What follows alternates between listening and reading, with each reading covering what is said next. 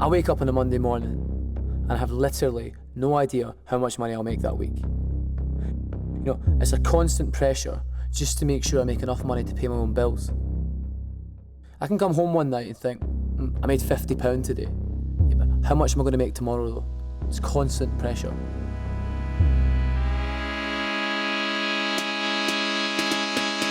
Up to 70% of bailiffs are on 0-hour contracts, or they're self-employed.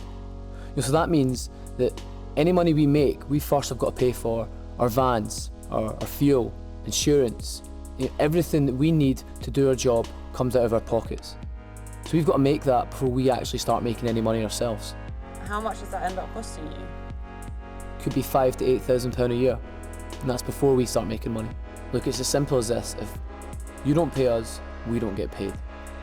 So why am I going to stand there and be nice for 20 minutes, half an hour, 3 hours? And that's 3 hours where I could be making money somewhere else.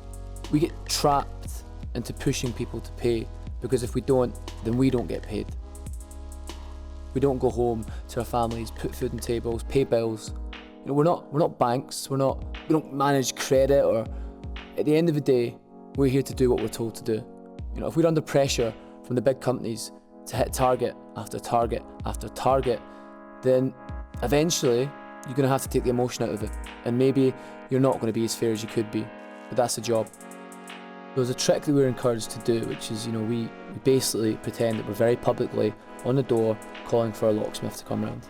Because if you think a locksmith is on the way to your house, the last thing you want is us in there. So you're going to do anything you can do to get that money, because you do not want us in your house. I think nowadays it's so-called the gig economy. And why it's called that, I've no idea. Because what it is, it's exploitation of a workforce. I meet people on the door who are going through a similar situation. They're on 0-hour contracts. They don't get paid what they deserve. They don't get holiday pay, they don't get sick pay. Well, bailiffs are the same. There's a lot of guys now who are struggling with depression, and they're literally having to leave work because they're manically depressed because of the pressure we're put under. Since I started, I've known 3 or 4 guys who have actually committed suicide. It got that much that was the only option they had. There was this one guy who tried to drive his van into a lake. He literally drove his van into a lake. How desperate do you have to be to do that?